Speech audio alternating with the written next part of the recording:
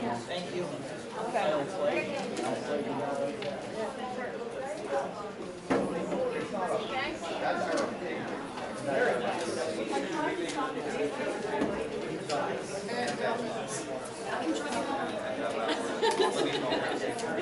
We're good to go.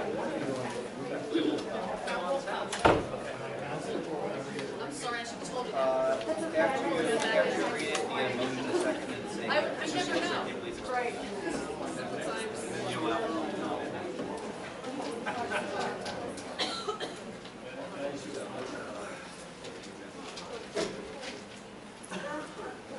Bringing the meeting back to order at 8:25. I have two motions to add to the agenda. Is your mic on? Yeah. Got a light.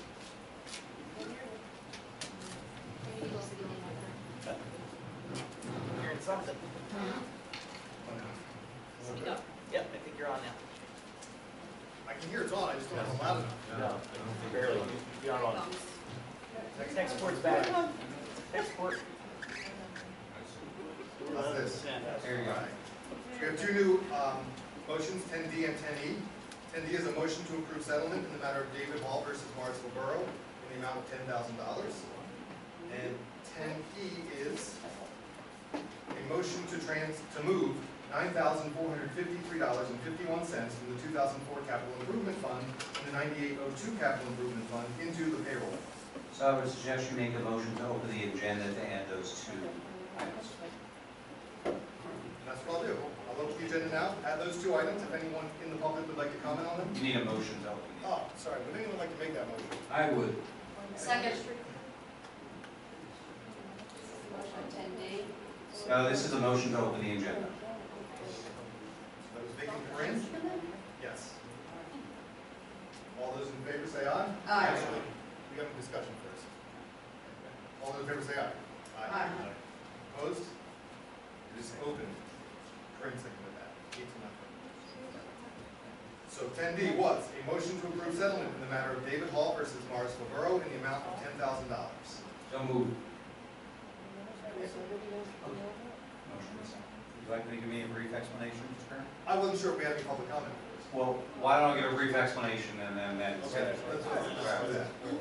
We have correspondence from our insurance defense counsel, Ms. Brown, who recommended settlement related to David Hall versus Morrisville Borough, which is here, Eastern District, Pennsylvania, 215-CB-0335-BMS. And this relates to a matter where somebody alleged excessive force against our police department, originally made a demand for $150,000. Insurance Defense Counsel is recommending that we settle this case. This will be out of insurance money. We are not admitting any guilt or fault on behalf of the Morrisville Police Department. It is merely a business decision because the borough and our insurance counsel would spend significantly more funds litigating this case. So that's what the motion is actually here. And we had a motion in a second for that, correct? Yes. Remember you were? I think it was Vic and Ted. Big motion. Ted seconded it. Any discussion on that? I have a question. Sure. Is this the,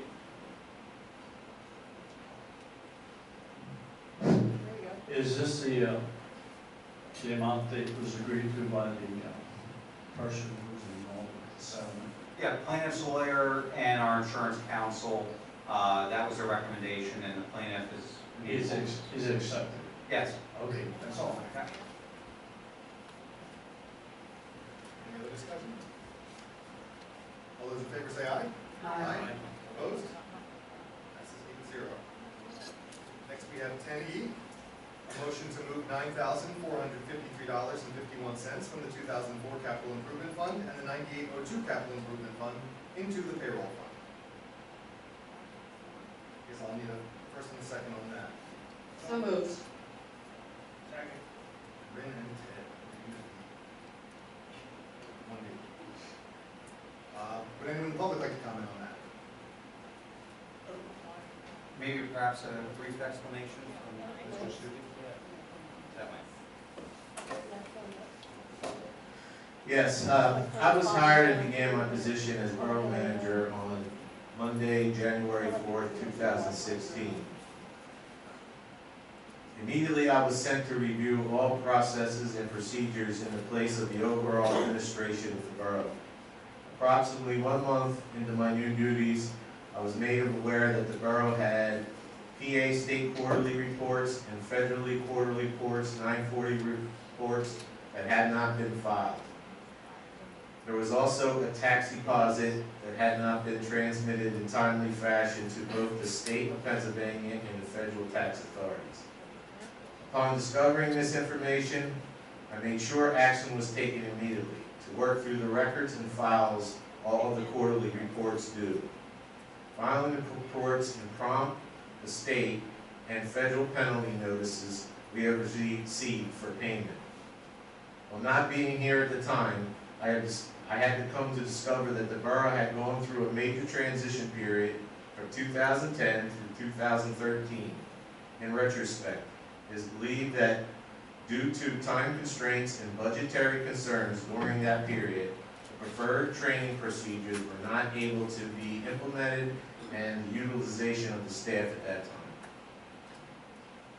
And quickly, Mr. Studi, the money that is the subject of this motion, would it be to pay the vast majority of those fines and penalties? That is correct. Any further questions from the audience? Whose fault was that? Nobody microphone or phone. It's a comment again. Okay, all right. Whose responsibility was it then? Paying fines on this, or is that what happened? Our manager just didn't file a taxes, basically?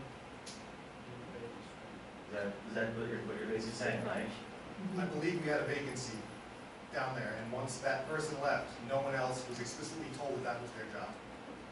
Manager should know it. So, Okay, I was curious, like, I mean, I believe, like, it wasn't handled, no one took Right. responsibility, Right. the manager who's whatever, and just let it go, and now we owe fines. How much would the fines, how much would be accrue in fines every day? Approximately. we have the amount.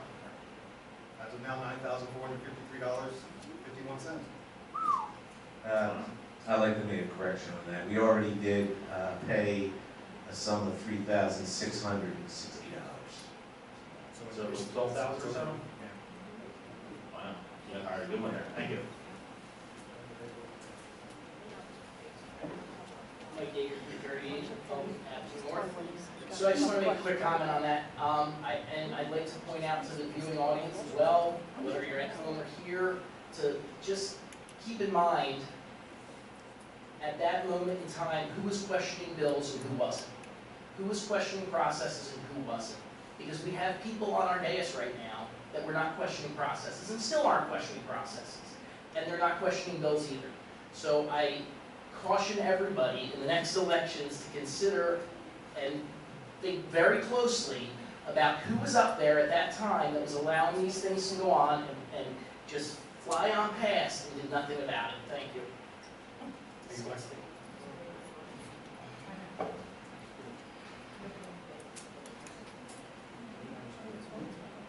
Mr. Stubbe, Yes. welcome to Morrisville. You do have a lot on your shoulders and a lot to straighten out, and I'm sure there are many of us that genuinely wish you well for the benefit of Morrisville, because who knows what else we will find.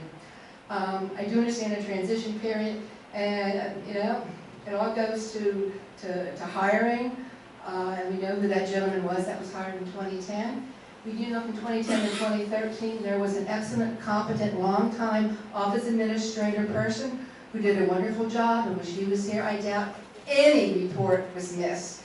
And we used to get a list on council of timeframes and everything that was filed, and then all of those reports. You might get a copy of that. It might be something good to, when you can take a 5-minute breather to make sure council gets that again. It's a good tickler system to know just what has to be filed and when. So my question is, what is the time period that these reports were not filed. Was it between 2013 and 2015? Yes, it was the Right. last quarter of 2013, 2014, and 15. Right. And we know who was running the show, and we certainly know now you're very familiar with these financial requirements. God bless you. Yes, I am. The question is really what I think the solicitor would need to answer is the appropriateness and the allowability, I know you're scrounging for money, to allow these particular capital improvement funds to be used for payroll expense. I know there's we say 98 to 02 because we paid off 98 when we did the 2002 borrowing for $1.5 million. And there was one amendment done because when you do this, it goes to DCD. We're all familiar with the Unit Debt Act. And you know what items you want to do, what you think the cost is. At some point down the road, you should really amend them when you actually have projects. There was interest that was never allocated from that particular borrowing. And since there's some monies left, you obviously don't have to do the stupid repealing ordinance that DCED also requires. But when we took out the bond, and it was capital improvements for capital improvements, equipment, paving, it wasn't, back then you couldn't use it for computer equipment, but it wasn't for, for payroll, it wasn't allowed under DCD to be used for administrative expenses. The same goes for the 2004 borrowing, which is $1.5 million. And again, I have tried until the end of council work to get an amendment to that actually identified, and I do have the actual expenditures in 2010, Mr. Subi, and I'll be glad to give that to you, so at that point, and then you can go to the treasurer to find out what was spent from those funds subsequent to 2010 to 2015, now 2016. But I would like a clarification from the solicitor that allows this particular type of funding to be used basically for administrative payroll expenditure. Sure. Actually, this was brought to my attention today, talking to Mr. Subi, and we conferred with our auditor who went over this. And the fact of the matter is, these bonds have been exhausted, paid back by the Borough of Morrisville. Loans. This is leftover residue of that. So it was our opinion that that leftover residue, once those loans have been satisfied, or if they've been sitting in the account doing nothing, Morrisville Borough is free, via public motion and transparency, to go ahead and use those proceeds to pay back these bonds. Thank you, I appreciate that, and I'm sure you might give that little written alert to council or somebody at some point so we know what that is. I do appreciate you sharing that verbally this evening. Having said that, it might be a good time for everyone to find out exactly how much is left in these two bond issues, since it could be used for match towards open space. You have some major projects that everyone is supportive of coming down the road later this year in terms of the MR Ryder property, some other things. And, may the Lord be with you, or whomever, Supreme Being, maybe Mr. Subi, if you can find some other things. You need to know exactly how much is left in that money, because you may need to do that, because we really do not want a tax increase for 2017. Thank you. Bill Farrell, Mr. Subi, I know you're new here. I hope then when we get down the line, there's no more skeletons in the closet. Because I'll tell you what, that's going to be hell on wheels if there is. I spent numerous times up here talking about the pool. And I also was very upset about the litigation for the police department, which cost this town over 500 grand. So I just hope, I know you're new, but if I'd find out where all these closets are and get rid of all the skeletons while you can, because down the line, they may come back to bite you. But I wish you luck. Of course, I'm glad you're here rather than last time.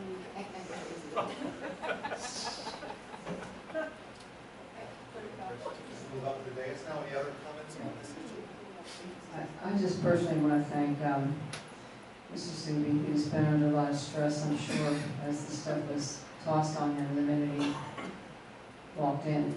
And I'm sure it was lot of legwork had to get all processed for a mess that our former manager left us. Thank you, Mr. Subi. Yes, I'd like to also recognize my head secretary, Virginia Cyphers. She did put in a lot of that time and effort to make sure we cleaned all this up. Anything else for the days? I just want to second that. Mr. Subi has done an outstanding job. I know how hard he worked on this. We spoke about it, and thank you, Bob. Appreciate it. Thank you, Bob. Good job. I'd like to say that as well. And also maybe express consider giving the city contract that he deserves. Let's do a voice vote for this. Let's call his name, but it's yes or no. Yeah. I'll vote. On this motion. This is the second motion. That's the motion to $9,453.51 on the 2004 Capital Improvement Fund and the 9802 Capital Improvement Fund, the payroll fund. Made by Corinne, seconded by Ted. Discussed at length, and now up for a vote. Mr. Cicero. Yes. Mr. Kerner. Yes. Ms. Chronicle. Yes. Mrs. Larison. Yes. Mr. Parker. Yes. Mr. Pepitone. Yes. Mr. Sanford. Yes. Mrs. Smith. Yes. Passes 8-0. Now we move on to 11 announcements. Linda, would like to go first? Yeah, sure, I would. There is another meeting that is taking place tomorrow for the artists of Morrisville. This is something that President Pete Eisenbrand is starting. It will take place at the Senior Center at 7 p.m.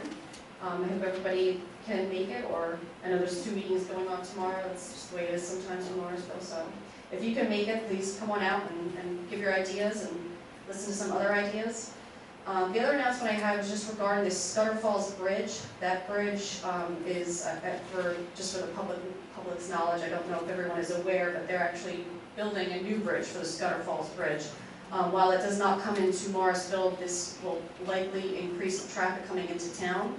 It's a 5-year project. The noise wall should be going up in Lower Mayfield over this summer and into the fall. It will be a toll bridge by 2019, and it should be completed by 2021. So if anybody has any questions regarding that, you can feel free to let me know, or call the Delaware River Joint Toll Bridge Commission, and that's it. Anyone else?